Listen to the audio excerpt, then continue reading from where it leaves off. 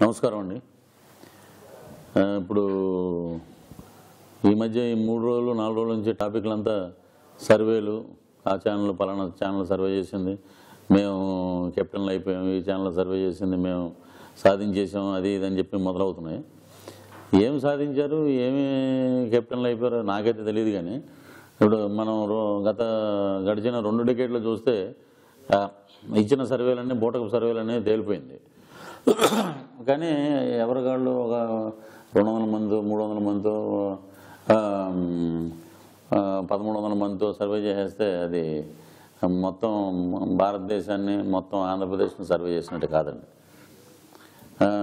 ఈడు ఏదో పెద్ద ఇదిలా మాట్లాడుతున్నాడంటే, పొలిటికల్ సైన్స్లో నేను ఎంఏ చేసినాను, ప్లస్ అప్లైడ్ ఎకనామిక్స్లో ఎంఏ చేసినాను ఫ్రమ్ ఆంధ్ర యూనివర్సిటీ.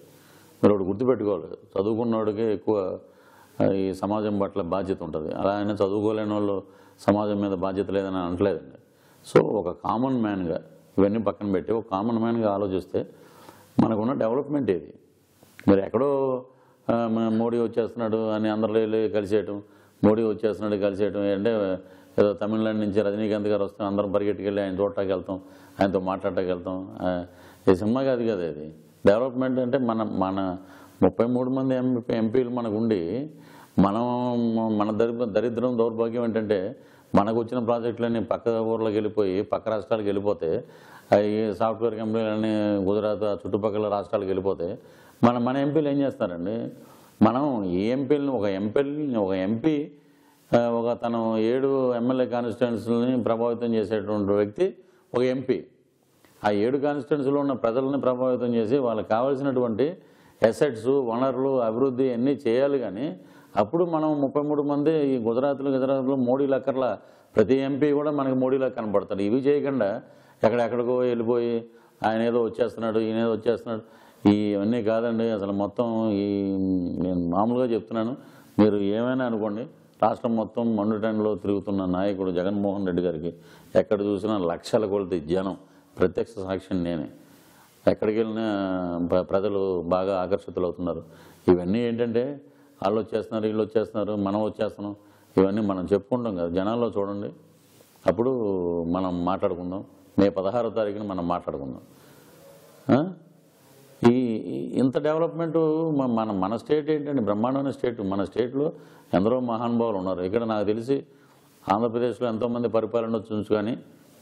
పరిపాలించి ఉండవచ్చు కానీ బెస్ట్ సీఎంలు ఇద్దరు. ఒకటి కీర్తిశేషులు నందమూరి తారక రామారావు గారు, మరొకటి స్వర్గీయ డాక్టర్ రాజశేఖర రెడ్డి గారు. అంత తప్పితే ఎవరు నేను ముఖ్యమంత్రి అంటానికి కూడా సరిపోరు. ఇప్పుడు ప్రజల్లో మార్పు వచ్చిందండి. మార్పు వచ్చింది కాబట్టి ఏమంటున్నారు, ఎక్కడికి వెళ్ళినా బడుగు బలహీన వర్గాలు కానీ, మైనార్టీలు కానీ, ఈ మొత్తం చేతి వృత్తుల వాళ్ళు కానీ అందరూ ముక్తకంఠంతో ఏమంటున్నారు, మాకు డెవలప్మెంట్ కావాలి, మాకు ఇది కావాలి, మాకు పింఛన్లు వస్తున్నాయి, మాకు ఇలాగా ఇవన్నీ ఆగిపోయినాయి, 108లో ఎన్నో ప్రాబ్లమ్స్ ఉన్నాయి, ఆరోగ్యశ్రీలో మాకు అసలు బెనిఫిట్స్ కోసం పెట్టినటువంటి మీరు తినేసి మీరేదో నేను ఇంకా 6 కొట్టకి ఆఖరిబంతి నా దగ్గర ఉంది, ఆఖరిబంతి అని మీ అందరు షార్జా కప్లో ఆఖరిబంతి అని చెప్పి లాగి కొట్టాడు, 6 వెళ్ళింది. అలాగే మీరు ఏదో ఆఖరిబంతి అంటే 6 కొడతారేమో అనుకున్నాం. మొత్తం ఆంధ్రప్రదేశ్ని మొక్కలు చేసి పడేశారు. ఇంకా మళ్ళీ మీరు ఎలా వచ్చారండి, ఒక టోపీ పెట్టుకున్న పొన్నూరులో మొన్న మీటింగ్కి వచ్చారు, మొన్న నేను పోరాడాను. ఏం పోరాడారు మీరు? ఎప్పుడైనా మోకాల మీద కూర్చుండేవారు మీరు. ఏదో ఇది మీరు చూపించిన విధేయత ఇవన్నీ ఏమంటే, ఒక ముసలి నాయకుడిని, ఒక పెద్ద నాయకుడిని ఢిల్లీలో తిడితే నిమిషానికి గంటలో తీసి పాడేసే రోజులు ఏం చూడట్లేదు మనం. మా తాడేపల్లిగూడెం అంటే మీకు అంత చీప్గా కనపడింది అక్కడి నుంచి వచ్చిన వాళ్ళు. తాడేపల్లిగూడెంలో కూడా చాలామంది ఉన్నారండి, బ్రహ్మాండమైన మేధావులు ఉన్నారు. కాబట్టి మాట్లాడే అర్హత మొన్న ఒకళ్ళు మాట్లాడుతాను అనమాట. నీకేం తెలుసు అండి, మాకు అన్నీ తెలుసు అండి. మీకేం తెలుసు అని చేయి చూపిస్తే 4 ఏళ్ళు మీకు చూపిస్తే మీకేం తెలుసు అని అది తెలుసుకోండి ముందు. మాట్లాడే అర్హత మాకు లేదా? ఒక పౌరుడిగా మేము మాట్లాడవచ్చండి. ఇంతకన్నా ఎక్కువ రాజకీయాలు చూసాం మేము. మరి కరెక్ట్ ఉన్నట్టు మనం మాట్లాడుకోవాలి. ఏదో మేము చాలా నిజాయితీ పరులు, మేము చాలా నీతి, మేము కర్తవ్యం, మేము అది ఇది అన్న వాళ్ళందరూ రేపు పొద్దున్న జాతకాలు ఎలా ఉంటాయో చూడండి. ఇవన్నీ రావాలి, కావాలి, వచ్చేయాలంటే అది ఏమన్నా మన చేతిలో పనే. టికెట్ బుక్ చేసుకుని వెళ్ళిపోవటానికి జనాలు కోరుకోవాలి, మనం రావాలని, మనం కావాలి, మనం వస్తే బాగుంటుందని జనం నుంచి రావాలి స్పందన. అప్పుడే మనకి నిజమైన ప్రజాస్వామ్యం ఏర్పడుతుంది. ఇవి సార్ ఒకటి గుర్తుపెట్టుకోండి సార్, మీరు ఎన్ని మాటలు ఈ మధ్య ఆవిడెవరో సింగరు, ఆమెంటో మరి నాకన్నా ఏదో సినిమాలు నడిచింది కాబట్టి ఈమె పాటలు పాడింది అనుకుంటాం. ఆమెంటో జగన్మోహన్ రెడ్డి గారికి ఓటేద్దంట. నీకేం చేశారమ్మా జగన్మోహన్ రెడ్డి గారు? నేను ఎప్పుడేమన్నా అన్నారా? లేకపోతే మీ ఆస్తిలో ఏమన్నా ఇబ్బంది పెట్టారా? మేమేం లేదే. ఇలాంటి మాటలు మాట్లాడుకోండి. మీరు పలానా పార్టీకి ఓటేసుకోండి అని చెప్పండి నిర్భయంగా కెమెరా ముందుకు వచ్చి. అంతేగాని ఇలాంటి మాటలు మటుకు ఎప్పుడూ మాడకండి. బాలసుబ్రహ్మణ్యం గారు అన్నారు, అది మంచిది. అది తెలుగు సింగర్స్ని, తెలుగు వారిని గౌరవించండి అన్నారు, హిందీ వాళ్ళని వద్దన్నారు. అలా మాట్లాడండి. కానీ ఇదేంటిది, ఈయనకి ఓటు వేయకండి, ఆయనకి ఓటు వేయకండి. మీరు చెప్తే, నేను చెప్తే, సపోజ్ మీరే కాదు నేను చెప్తే వేసేస్తారా? నేను చెప్తే నా మాట మా తమ్ముడే అండు. ఇది కాదు. అది జనాల్లో ఒక నిబద్ధత, ఒక నియమం ఉన్నటువంటి ఒక నాయకుడు కావాలి. ప్రజల్ని చేత ఎన్నుకోబడి బ్రహ్మాండంగా మనకి చేసే వ్యక్తి కావాలి.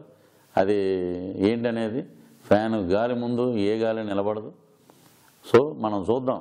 మే 16వ తారీఖుని ఈ క్రికెట్ బ్యాట్లు, ఈ ఆఖరి బంతులు ఇవన్నీ వెళ్ళిపోతాయి దగ్గరికి. అప్పుడు నేను త్వరలో చెప్తా. అప్పుడు మనం ప్రకటిస్తాం అభ్యర్థుల్ని, ఏది పలానా చోట మనం ఎవరు గెలుపు గుర్రాలు, ఎవరు ఓడిపోయే గుర్రాలు కూడా నేను మీకు చెప్పేస్తాను. నేను అది ఎలక్షన్ తర్వాత నాకు మంచి డిమాండ్ ఉంటుందండి. నా దగ్గరికి చాలామంది వస్తారు, ఏమంటే ఏమవుద్ది ఏంటని. ఎందుకంటే జనాలను నాడి చూడాలండి. వెళ్ళి ఒక జిల్లాలో ఉండి ఒక రోజంతా ఉంటే సరిపోదు. ఆ జిల్లాలో 10-15 రోజులు తిరిగి మీరు ఆ ఎండనగా వాననగా తిరిగితే జనం ఏంటి బాబు, మేము రాజశేఖర రెడ్డి గారి ద్వారా లబ్ధి పొందాం, రాజశేఖర రెడ్డి గారి ఆరోగ్యశ్రీ వల్లే మా ప్రాణాలు నిలబడ్డాయి, మాకు పింఛన్లు వచ్చాయి, మేము వృద్ధాప్యంలో కూడా మేము 4 మెతుకులు తిందాం అనుకునే టైంలో ఈ ఆఖరి బంతి ముఖ్యమంత్రి వచ్చి మా నోటి దగ్గర అన్నం కూడా తీసేశాడు. మళ్ళీ ఏ ముఖం పెట్టుకుని పార్టీ అని చెప్పి తిరుగుతున్నాడు అర్థం కావట్లేదు. వీళ్ళకందరికీ తులసిరెడ్డి గారని ఒక ఆయన ఉన్నాడు, ఆయన పేరులో తులసి ఉంది, చాలా పవిత్రమైన వ్యక్తి లాగా ఆయన అన్నీ చెప్తుంటాడు. ఏంటో అర్థం కాదు. ఆయన ఏదో చైర్మన్ అంట, అంటే ఇప్పుడు ఒక టీం ఎడితే ఓడిపోద్ది, ఆ టీం చుట్టూరు వెనకాల ఏదో ఒకటి సర్వైవల్ కాపాడుకోవాలి. అబ్బో మనం కూడా ఉన్నాం అని ఆయన కూడా ఒక బస్సు వేసుకు తిరుగుతున్నాడు అన్ని ఊర్లు. సరే తిరగండి, ఎందుకు ఎండాకాలం ఎక్కువ తిరగకండి, మీకు కూడా ఆరోగ్యం పాడైపోద్ది. ఒక పౌరుడికి చెప్తుంది, జాగ్రత్తలు తీసుకోండి సార్. సో మే 16వ తారీఖుని ఎవరు ఏంటి ఎలా ఉంటుంది అనేది మనం చెప్పుకుందాం. ప్లస్ ఇంకోటి 3D టెక్నాలజీ ఒక బొమ్మ ఇలా కనబడతాయి, చాలా బొమ్మలు కనబడతాయి. మోడీ గారిని చాలా రకాలుగా చూపించవచ్చు, చాలా ప్లేసుల్లో ఆయన చూపించవచ్చు. అంటే వీళ్ళు వాడుకోవడంలో తప్పు లేదండి. అది నేనేదో అనుకున్నా కానీ కరెక్టే. ఆలోచిస్తే చాలామంది ఆలోచిస్తున్నారు ఆంధ్రప్రదేశ్లో. మనకు 10 సీట్లు వస్తే 3D టెక్నాలజీలో 100 సీట్లు కింద చూపిస్తారు. అవి చూసి మనం వచ్చేస్తున్నాడు వచ్చేస్తారు ఏంటండి.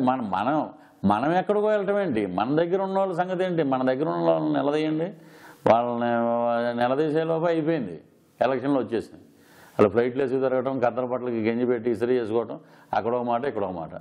ఢిల్లీలో ఏమో ఒక మాట, ఇక్కడికి వచ్చేటట్టుకి ఒక మాట. ఇక్కడ ఏదో కొన్ని అప్పట్లో కొన్ని మాటలు ఉన్నాయి, కొన్ని యూటర్న్ తీసుకుంటున్నాం, లేకపోతే అధిష్టానం ఎట్టంటే కామన్. మామూలుగా ఆటో తోలేవాడు కూడా చెప్తున్నాడు, ఏమన్నా ఎటు వెళ్తున్నావు అంటే యూటర్న్ తీసుకుంటున్నాను, లేదా అధిష్టానం మాట్లాడింది. ఇలాంటి జోక్ అయిపోయింది రాజకీయం. అసలు ఎలా అయిపోయిందంటే ఒక రాజకీయ నాయకుడిని కార్టూనిస్ట్గా చూపించి అసహ్యంగా చేస్తున్నారు. మన ఆంధ్రప్రదేశ్లోనే విలువలు లేవు. అక్కడ తమిళనాడులో బ్రహ్మాండంగా ఆదరిస్తారు. పాలిటిక్స్ ని గౌరవించండి. నీతివంతమైనటువంటి రాజకీయం మనకు కావాలి. చాలామంది చెప్తారు మేము రావాలి, మేము కావాలి, మేము వచ్చేస్తున్నాం అని. అంటే అది కావాలంటే మనం అనుకుంటే సరిపోదండి. అది ప్రజలు నిర్ణయించాలి. ప్రజలు నిర్ణయించి ఇతను రావాలి, ఇతను మాకు కావాలి అనుకుంటే మండు టెండలో నడిచి విజయకేతనం ఎగరవేసిన వ్యక్తి స్వర్గీయ డాక్టర్ వైఎస్ రాజశేఖర రెడ్డి. అలాగే మండు టెండల్లో బంగారు లాంటి పసిమి ఛాయ స్వర్గీయ కీర్తిశేషులు నందమూరి తారక రామారావు గారు. ఒక బస్సు ఎక్కి తెలుగువాడి పవర్ ఏంటో చూపించారు. వీళ్ళండి రాజకీయ నాయకులు. మనమేదో కూర్చుని ఢిల్లీలో ఆ ఏసీ రూమ్లో కూర్చుని ఈ టికెట్ ఇది కార్పొరేట్ కల్చర్ తీసుకొచ్చి ఇది అలా చేద్దాం, ఇది ఇలా చేద్దాం, అవన్నీ కుదరవండి. మీ సమీకరణాలు ఏదైనా ఐపీఎల్ మ్యాచా అక్కడి నుంచి ఒకరిని ఇక్కడి నుంచి ఒకరిని తీసుకొచ్చి పెట్టి గెలిచేద్దాం క్రికెట్ బెట్టింగ్ లాగా. ప్రజలు ఇది ప్రజలు మొత్తం ఒక్కసారి కొట్టారంటే ఆ ఊరు గాలి వినబడుతుంది మనకి. మే 16వ తారీఖున చూద్దాం. Thank you sir.